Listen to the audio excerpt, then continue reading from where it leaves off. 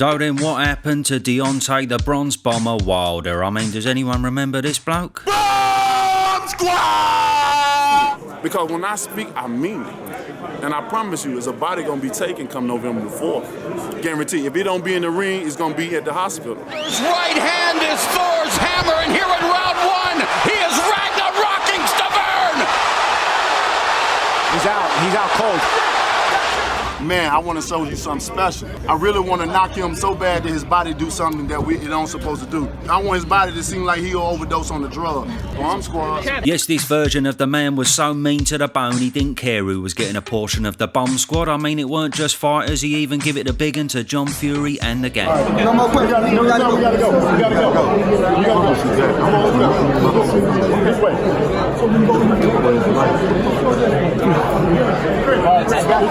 Shut up! Make sure you win the fight. Make sure you're the fight. Make sure you win the fight. You can't beat me. You can't beat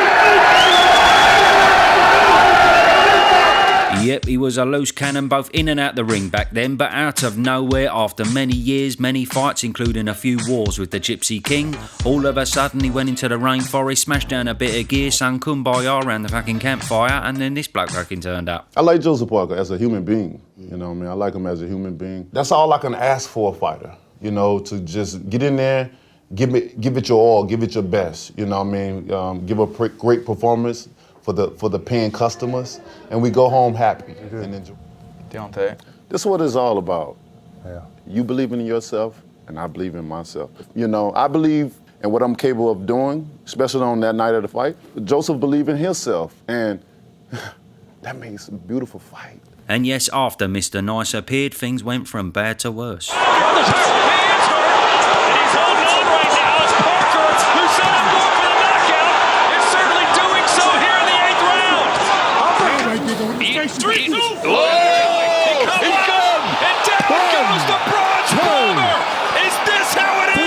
Blimey, how did it come to this, eh? But yes, as you may have heard, just as we thought the curtains were closing on the career of old Bomb Squad, he pops up out of nowhere with a final crack at redemption against a bloke called Ardon. Smashing. But of course, this fight is clearly a stepping stone into a big final pension plan payday, and who could it be against, eh? Maybe Ngannou, maybe AJ, Stivern Free, fuck knows. But at the top level, has he got anything left at all? Well, let's talk about that in a minute, but first off, we know Wilder's never been the most polished boxer in the game. However, maybe that's due to the fact that he began boxing at the very late age of 20 years old. Yes, he was a bit tasty at football and basketball during college, but at just 19 years old, his girlfriend became pregnant and his whole life changed in an instant. His daughter was unfortunately born with a condition that involves an underdeveloped spine, meaning she was likely to have complications walking along with other issues for the rest of her life, and this forced Deontay to act fast. So he dropped out of college, he got 2 jobs to pay his way, and in his spare time he filled the void of football and basketball with boxing out of the Sky Gym in Alabama, meeting the man who'd stay in his corner till this day. Oh, he's got me fucking doing it now, hasn't he? To this day! Yes, till this day, Mr. J. Diaz. Now, he had just under 40 amateur fights. As we can see, the power was clearly always there. It's just a natural born gift. But equally, just like his pro career, he had a tendency to be a bit vulnerable.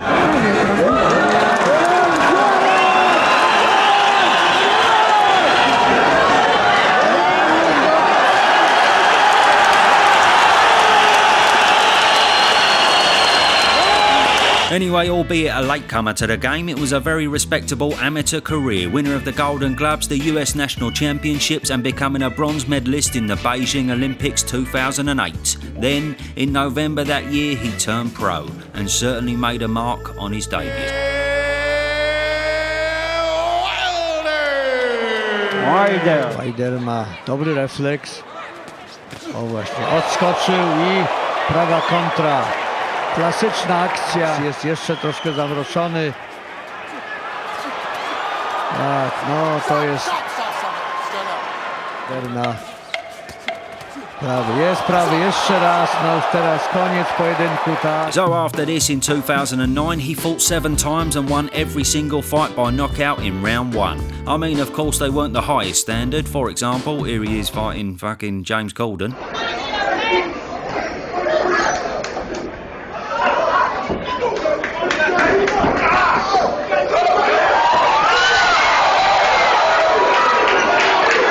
But of course that was to be expected, because nearly all fighters receive easy touches until they get past a dozen fights or so, when the levels finally jump up.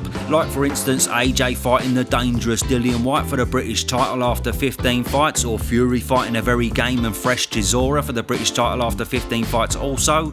But for Wilder, well, to be honest, that didn't happen. He surpassed that 15th fight, still fighting pretty much as low as the level could go, and then it remained the same after 18 fights, the same after 21 fights, 24 fights, 26 fights, and then finally, in fight 27, he fought Audley Harrison. Yeah. Oh, and not a fresh former gold medalist top 20 Audley Harrison, by the way. Oh no, this was a fresh off of David Haye and David Price fucking walloping Audley Harrison, and he was on the verge of retirement. Having said all that, he did look bloody scary in that fight. Tentative opening from both men. Literally just feeling each other out with that jab. There's the right hand, that's the big shot. And he goes looking for Harrison straight away. The first punch he's landed has put Harrison down in the corner. Just. And the referee stopped it. Terry O'Connor stopped it. You see, that's the bronze bomber we know and love, innit? How did he go from this to all of a sudden fucking Tim Nice but dim? It don't make sense, does it? Anyway, yes, looking back, it's not the best, is it? 27 fights in and not one top 40 opponent in the opposite corner. I mean, to the casual fan, it looked great. All knockouts, all within 4 rounds, and pretty much all in devastating fashion. But when the hardcores dissect it, well, it's a bit of a liberty, to be honest. Imagine if AJ did that. In fact, Danny Boy's next fight will be his 25th, so what if he said he was fighting Audley Harrison at Wembley? That'd go down fucking well, wouldn't it? To be fair though, it weren't all his fault. It was manager Shirley Winkle, old Benjamin Button, who was guiding his career so cautiously, and I can only assume that even after 20 fights, even after 25 fights, he still thought Wilder just wasn't ready. So he basically padded the shit out of him. All the way up until his 33rd fight, when he got a cheeky opportunity to fight for the WBC world title against Bermain Stiverne, who incidentally was also not really world level. That's not a dig though, I suppose you can only beat who's in front of ya. It was no different to AJ nicking a world title off of Charles Martin. Both of them just got very lucky with the timing and location of the belts. So yes, the start of 2015, and he was now world champion, and financially he'd achieved what he set out to do, make a great life for his daughter. So what an achievement, what a man, what a legend, fair play. And say what you want about Shirley Winkle, but from a managerial point of view, that was a pretty perfect bit of manoeuvring to achieve such a feat. But again, on paper, sorry, but he'd still fought no one. However, being world champion, you'd have thought that the opposition was bound to improve from this point on, surely. Well, it didn't. In fact, it went fucking backwards. Roll on Eric Molina, Johan Duhaupas, Spilka, who probably regretted giving it the big one in the build-up. Going down, deal! Going down, deal! And going down, deal! Yeah, forcing a bit of an uncomfortable tempo and pace. Oh, wow! Back goes down!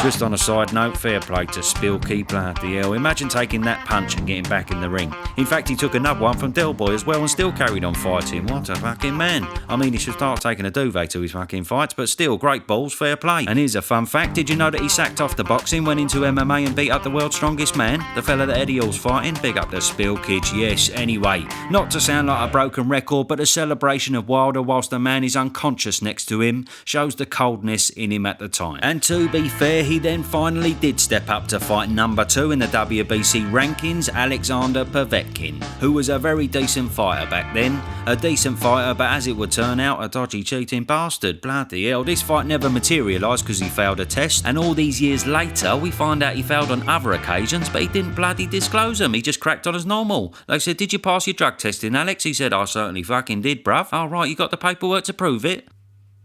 Yeah. Hold up, let me get it for you. There we are.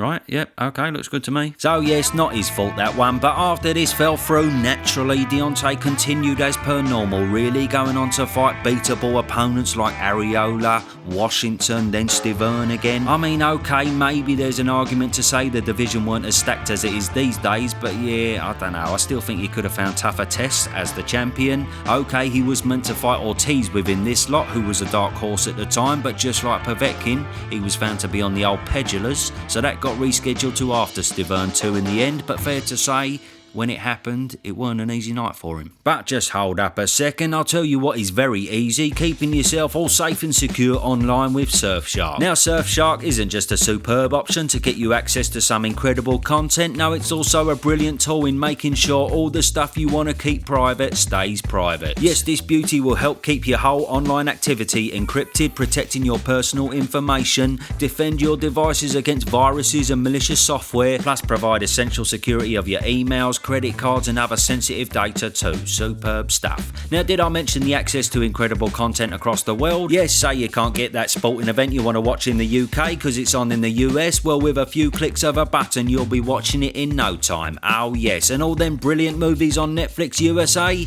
Yep, same thing, Surfshark have you covered. So how's about get yourself some privacy, keep that personal information personal to you, put your worries at bay, plus you can do this on more than one device of course. One Surfshark account is usable on unlimited devices. So click the link in the description and you can get 4 months extra on top for an unbeatable price. Plus you get a 30-day money back guarantee, so there is no risk in trying it out. Link below. Now where were we? So one thing this fight did show was the heart of this man. He may talk a load of turd now and again, but in the ring there certainly ain't no quitting him whatsoever. He's a full-on warrior. Now let's rewind a sec, because just prior to all this, Fury had beaten Klitschko to shake up the heavyweight division, but then he went on a hiatus and AJ picked up where the Gypsy King left off and took boxing into the mainstream once again.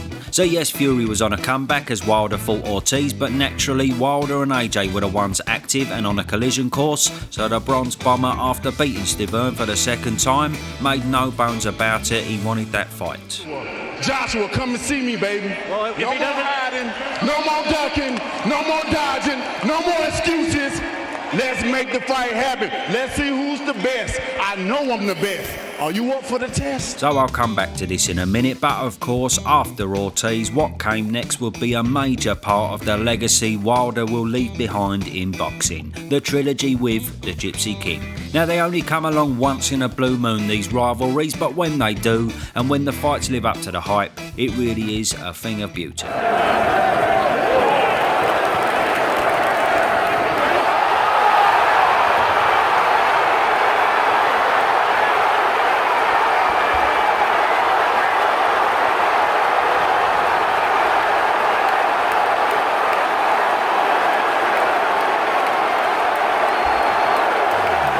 Yes, just half a second away from derailing Tyson Fury's whole career, but then again many would say he was very lucky to end up with a draw. Either way, I just don't understand how he went from that fight to once again going backwards and fighting Dominic Breazeale. By the way, obviously Maurizio Salami's to blame in all of this as well, but it was always going to be another walkover for him. I mean, we didn't expect him to send Dominic's head onto the fucking roof, but still, it weren't a great look when you consider AJ demolished Breazeale after 17 fights. This was fight number 42 for the undefeated Deontay, so I don't know. But there was actually even more controversy surrounding this fight because a few months prior, just before it was announced, Wilder was delivered a simply monstrous offer from Dodgy.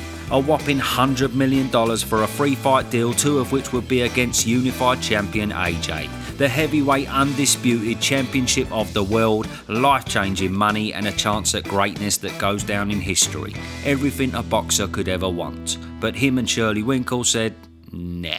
Now everyone's got a different opinion on the old AJ Wilder shit show that went on back then, but for me, you know, when Wilder called out AJ after beating Stiverne, all that no ducking, no dodging malarkey, I think personally these were just big words with no substance behind them whatsoever. I personally don't believe he ever wanted to fight for the sole reason that an undefeated AJ looked to be such a threat at the time. If he did, I think he would have taken the money. And I'd also qualify this argument by jogging our memory to say that Shirley admitted he didn't want the Klitschko fight a few years back as well. So in in terms of the AJ Wilder debate, who ducked who, I'm not saying AJ and Eddie were angels, but I can't see how anyone could say Wilder wanted this fight after turning down such a mega deal.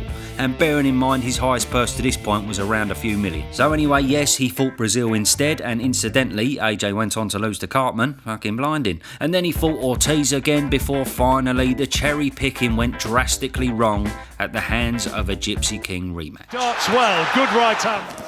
Oh, there's a good right hand from Wilder to split them once more. And Fury using a bit of the head there. Oh, good right hand. Down! Left hand, right hand! And Wilder down! Yeah, that's better from Wilder. And even if he took the shot, he just stepped inside. I don't think he's got much body shot. And he's gone! He's gone, I tell you what! This fight... Shot. Oh, right hand down the middle. Towels in, towels in. They've thrown the towel in. The fight's all over. The fight's all over. Wow. So who'd have thunk it? The Gypsy King was back to his best. No shame in losing that one, Deontay. However, there was shame in all the fucking excuses. Bloody hell. First of all, Mark Breland was to blame. We can all agree he definitely wasn't. He actually saved you from getting fucking spilkered. Then his water was spiked. Oh, right, yeah, your own team spiked your water, did they? That makes sense. Then we had Fury's gloves. This was actually in relation to the first fight as well, but this time apparently there were bricks in them, righto. But leading the way, and best of all, the costume. The unbearably heavy £40 costume that wore down his little legs during the 30-metre ring walk. Brilliant. And this ain't ever changed, by the way. He's still using excuses to this very day. I mean, losing to Parker and Zhang was having to travel a long way apparently, and he reckons he had a broken arm. So there we are. I mean, it's not uncommon for sportsmen to be delusional, but come on, this takes the piss. And poor old Mark Breland got the sack because of this delusion, with Malik Scott coming in to try and turn things around.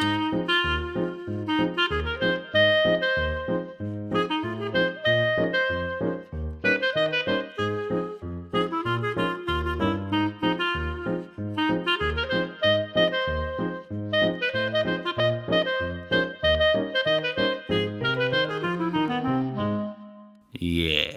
Then of course we had the Trilogy fight, and credit where credit is due. He demanded another go and a crack at redemption, so that's very admirable. But after 11 thrilling rounds, the score was ultimately settled. Rounds to go.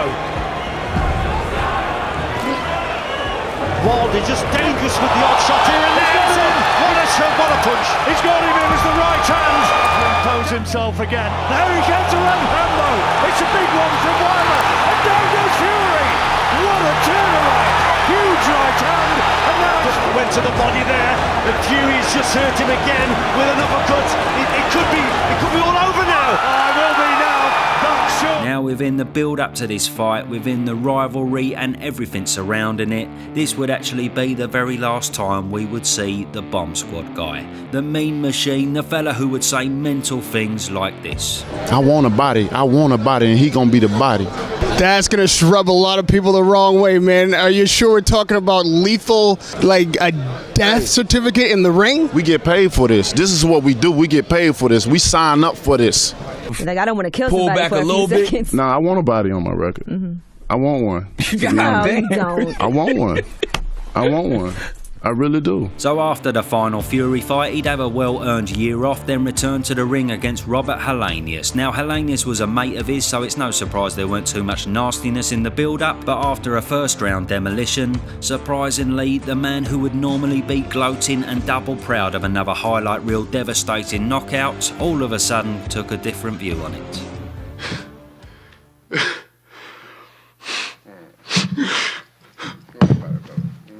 Man, they don't understand, man. Y'all don't fucking understand what we go through, man. I can say so much about it. That's why you can't play this. This is serious. We don't know is Robert gonna be the same after this. I just did a job. So yes, that was it, weren't it? That was the moment we all looked at him and said, Deontay, where'd you get that tuxedo from? Austin fucking Powers? It's a bit strong, bruv, do you know what I mean? No, I'm joking. We all went Deontay. If that's how you feel, maybe this game ain't for you anymore. And to be honest, it was looking like that may be the case. He went off enjoying the finer things in life, a bit of golf, a bit of music, a bit of arse, yeah. And even explored psychedelic drugs, apparently. Some sort of mental trip out in the old rainforest, bloody hell. And out of nowhere, this bloke reappeared. So Anthony, you're hearing it from my mouth. Hey, I'm here, I'm ready to go. you know, from the horse's mouth himself. Let's make this the best time of our lives. This would be a major disaster if we would never be able to get in the ring, put our stamp down in history, bro. I believe you're ready. I hope you're ready. I think you're ready. Let's make this happen. So in the words of Conor McGregor, who the fuck is that guy? I'll tell you what, I couldn't believe what I was seeing. The transformation was unbelievable, and over a year later, during which time Saudi Arabia made a huge impact on the sport, understandably, he made a return. A return that was supposed to be a stepping stone to the AJ fight, finally, but that weren't meant to be. And then he got another opportunity on the 5 versus 5, but unfortunately, that weren't meant to be either. Trying to come up and see tight there, Wilder. And that's dangerous from Wilder to leave himself exposed. He's got to get out of the corner. Best punch of the fight for Wilder, who's alive, and he snapped another right hand. And all of a sudden, Wilder has come to life. He comes! And down goes the bronze bomber! Is this how it ends? Is this the end of Deontay Wilder's career? So how do we connect the pieces of the bronze bomber puzzle? There's just so many questions. He may have been an absolute killer whilst in his prime years, but did he actually fight anyone of top level prior to Fury? Did the brutality of the Fury fights take everything out of this man, and was he never the same again? Or was he the same fighter, but finally he was just fighting good opposition? Top 10 fighters like Parker and Zhang. Or, you know, did Robert Helenia sprawled out on the canvas finish this man off? Did the old rainforest drugs finish this man off? Who knows? Fuck knows. Only he knows the real answer. But you know what? The sad situation is you'll never get the true answer out of this man, and I think that's because of one major fundamental problem with Deontay. With all due respect, he's just completely delusional. If you ain't seen it already, watch his latest interview with Ariel Hella Banana and you'll see him talk about a shoulder injury that's been affecting him for the past couple of fights. Okay, he may have a shoulder injury, but combine that with the broken arm, the costume, the spiked water, Fury's gloves, blaming Mark Breland, travel problems, the list goes on. And it's all just a pattern of delusion. You got to take responsibility for your losses, and you got to come back better next time out. However, this is another thing though, he's never ever come back better next time out. I mean, look at the improvements of Dubois, Parker and Caballero in recent times, for example. That's pure hard work and dedication in the gym.